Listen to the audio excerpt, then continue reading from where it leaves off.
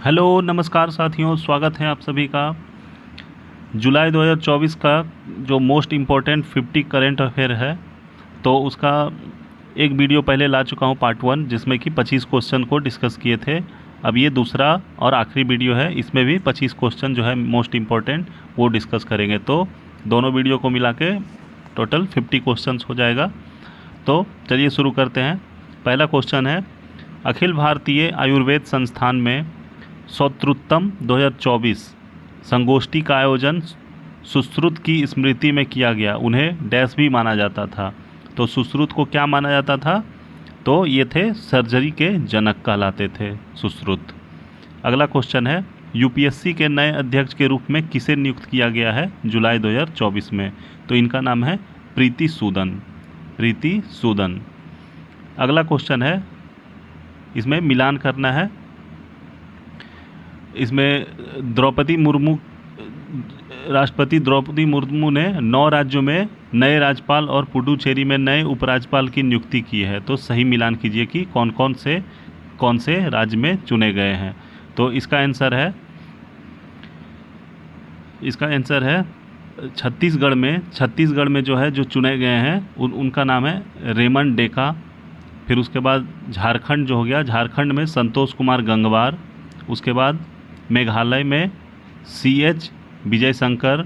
और सिक्किम में जो राज्यपाल चुने गए हैं उनका नाम है ओम प्रकाश माथुर। तो चलिए एक बार फिर से इसको देख लेते हैं। छत्तीसगढ़ में जो चुने गए हैं उनका नाम है रेमंड डेका। झारखंड में जो चुने गए हैं उनका नाम है संतोष कुमार गंगवार। मेघालय में जो चुने गए हैं उनका नाम है CH विजय शंकर। और सिक्किम में जो चुने गए हैं उनका नाम है ओम प्रकाश माथुर।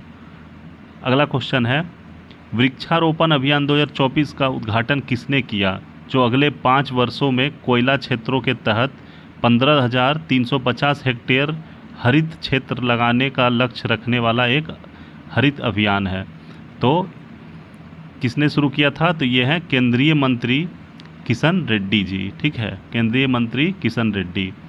अगला क्वेश्चन है, केंद्रीय बजट 2024 में नाबालिगों के लिए माता पिता और अभिभावकों द्वारा योगदान के लिए शुरू की गई योजना का नाम क्या है, जिसे बच्चों के वयस्क होने पर गैर NPS योजना में परिवर्तित किया जा सकता है? तो इस योजना का नाम है NPS वात्सल्य।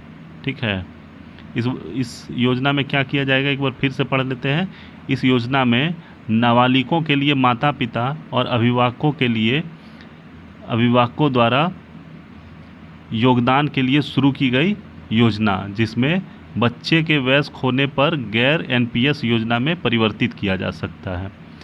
अगला क्वेश्चन है, सुदीप्त सेन गुप्ता का स्मरण breaking rocks and barriers Harper Collins India द्वारा प्रकाशित किया गया है। तो यह एक क्या है? वह एक है भूविज्ञानी और पर्वतारोही हैं जो सुदीप्त सेन गुप्ता हैं। ये कौन है? तो ये एक भूविज्ञानी और एक पर्वतारोही हैं। अगला क्वेश्चन है, भगवान राम पर आधारित विश्व का पहला डाक टिकट किस देश ने जारी किया? तो इस देश का नाम है लाओस। पेरिस ओलंपिक 2024 में मिश्रित 10 मीटर एयर पिस्टल निशानेबाजी में मनु भाकर और सरबजोत सिंह ने कौन सा पदक जीता है? तो यह है कांस्य। और इस ओलंपिक में मनु भाकर ने 2 जीता है। एक तो वो सिंगल जब अपना किए थे 10 मीटर का, तो उसमें भी कांस्य जीती है। और जब मिक्स वाला था मनु भाकर और सरबजोत सिंह, ये दोनों मिलके भी कांस्य। और इस बार गोल्ड कोई नहीं जीत पाया है, सिल्वर बस नीरज कुमार जीता है जेवलिन थ्रो में, और गोल्ड कोई नहीं। और इंडियन हॉकी ने भी कांस्य जीता है। सिडबी के अध्यक्ष और प्रबंधक निर्देशालय CMD के रूप में किसे नियुक्त किया गया है? तो इसका नाम है मनोज मित्तल। सिडबी के नए अध्यक्ष मनोज मित्तल।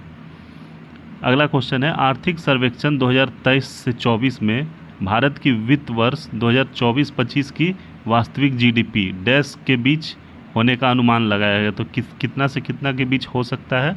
तो यह है 6.5% से लेकर 7% के बीच। भूस्खलन पूर्वानुमान और डेटा प्रसार के लिए केंद्रीय मंत्री किशन रेड्डी द्वारा लॉन्च किए गए ऐप और वेबसाइट का नाम क्या है? तो भूस्खलन का जो पहले से पता चल जाएगा और उसके डेटा प्रसार के लिए जो है केंद्रीय मंत्री किशन रेड्डी ने लॉन्च किया है, उस ऐप का नाम है भूस्खलन मोबाइल ऐप और भू संकेत वेब पोर्टल। ठीक है। प्रधानमंत्री ने थाने और बोरीवली के बीच यात्रा का समय घटाकर 12 मिनट करने के लिए डैश कितने रुपए लागत वाली थाने बोरीवली ट्विन टनल परियोजना का उद्घाटन किया। तो ये जो प्रोजेक्ट है ये है 16,600 करोड़ रुपए का। ये थाने और बोरीवली के बीच का जो भी समय है घटाकर 12 मिनट में मात्र कर दिया जाएगा। और इस प्रोजेक्ट का कीमत कितना है, टोटल बजट 16,600 करोड़। जय शाह के बाद एशियाई क्रिकेट परिषद ACC का अगला अध्यक्ष कौन बनेगा? तो इसका नाम है मोहसिन नकवी जुलाई 2024 में। इंग्लिश चैनल पार करने वाली सबसे युवा और सबसे तीव्र महिला पैरा तैराक बनी है, तो इसका नाम क्या है? तो इसका नाम है जिया राम। ठीक है। जिया राम मुंबई की 16 वर्षीय इंग्लिश चैनल पार करने वाली सबसे युवा और सबसे तीव्र तैराक बन गई है। उन्होंने इंग्लैंड में एवॉर्ड्स फिलिप से लेकर फ्रांस के पॉइंटे डे ला कोर्ड्यून तक 34 किलोमीटर की दूरी की थी। भारत के पहले भूमिगत संग्रहालय उद्घाटन कहाँ किया जाएगा? तो यह है हुमायूं का मकबरा। भारत के पहले भूमिगत संग्रहालय का उद्घाटन। यूनेस्को विश्व धरोहर स्थल के लिए नामित चराईदेव मैदान किस भारतीय राज्य में स्थित है? तो यह है असम में चराईदेव मैदान। इसके बारे में थोड़ा पढ़ लेते हैं। असम में शिव सागर से लगभग 30 किलोमीटर दूर स्थित चराईदेव मैदान अब असम यूनेस्को विश्व धरोहर स्थल है। और ये क्यों, मतलब जो है यह स्थल जिसे असम के पिरामिड के नाम से जाना जाता है, अहोम राजवंश के 90 से अधिक शाही दफन टीलों के लिए महत्वपूर्ण है, इसीलिए ये यूनेस्को विश्व धरोहर स्थल में नामित किया गया है। एक महिला अधिकारी और 2 महिला सैनिक सहित 40 कर्मियों की भारतीय सेना टुकड़ी 27 जुलाई से 9 अगस्त 2024 में बहुराष्ट्रीय सैन्य अभ्यास खान क्वेस्ट के लिए रवाना हुई। तो ये जो खान क्वेस्ट है एक्सरसाइज, ये किस देश के साथ किया जाता है? तो ये मंगोलिया के साथ। ठीक है। 2024 में अंतर्राष्ट्रीय ओलंपिक समिति द्वारा ओलंपिक ऑर्डर किसे प्राप्त होगा? तो ये है अभिनव बिंद्रा को। अभिनव बिंद्रा चाइना ओलंपिक जब हुआ था तो उस टाइम वो गोल्ड जीते थे शूटिंग में। हंगरी ग्रैंड प्रिक्स में फार्मूला 2 रेस जीतने वाले पहले भारतीय ड्राइवर बने। कौन बने? तो इसका नाम है कूस मैनी। क्या नाम है? कूस many. India mobile Congress IMC 2024 की विषय वस्तु थीम क्या है? तो इसका विषय वस्तु थीम है the future is now. The future is now. Bharat में मोटो GP के लिए ब्रांड एम्बेसडर किसे नामित किया गया है जुलाई 2024 में? तो ये है शिखर धवन। ठीक है। भारत में मोटो GP के लिए ब्रांड एम्बेसडर किसे नामित किया गया? तो ये शिखर धवन क्रिकेटर हैं एक।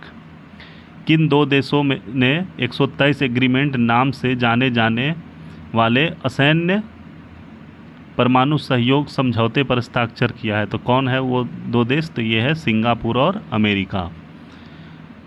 2024 में महिला एशिया कप का खिताब किस देश ने जीता? तो ये है श्रीलंका ने। और वो फाइनल इंडिया के साथ ही हुआ था, तो इंडिया को हरा के श्रीलंका ने महिला एशिया कप 2024 जीता है। प्रधानमंत्री मोदी ने यूनेस्को विश्व धरोहर केंद्र के लिए कितनी धनराशि अनुदान के रूप में घोषित की? तो यह है $1 मिलियन। मनु भाकर के संबंध में निम्नलिखित बिंदुओं पर विचार कीजिए। 2 कथन दिया हुआ है मनु भाकर के बारे में, दोनों पढ़ना है और बताना है कि कौन सा सही है। मनु भाकर ओलंपिक में पदक जीतने वाली पहली भारतीय महिला निशानेबाज बनी है, बिल्कुल सही। मनु भाकर ने टोक्यो 2020 ओलंपिक में अपना पहला ओलंपिक पद जीता, नहीं, ये गलत है। तो इसी के साथ ये वीडियो यहीं पे ख़त्म होता है और इसी के साथ जुलाई मंथ का भी मोस्ट इम्पोर्टेंट 50 करंट अफेयर के क्वेश्चंस ख़त्म होते हैं। अब अगस्त, जून, मई और मतलब इस साल का जो 2024 का है वो सारे मंथ का करके धीरे धीरे मैं डाल दूंगा हर दिन। तो हमारे चैनल पे बने रहिए और लाइक कीजिए, सब्सक्राइब कीजिए। और ये सब जो करंट अफेयर है, अभी फ़िलहाल जितने भी एग्ज़ाम आने वाले हैं सारे के लिए इम्पोर्टेंट है, तो आप हर एक वीडियो को अच्छे से देखिए और कमेंट भी कीजिए। अगर कुछ अच्छा लगता है, कुछ गलत लगता है तो थोड़ा सुधार करेंगे अगले बार से। धन्यवाद।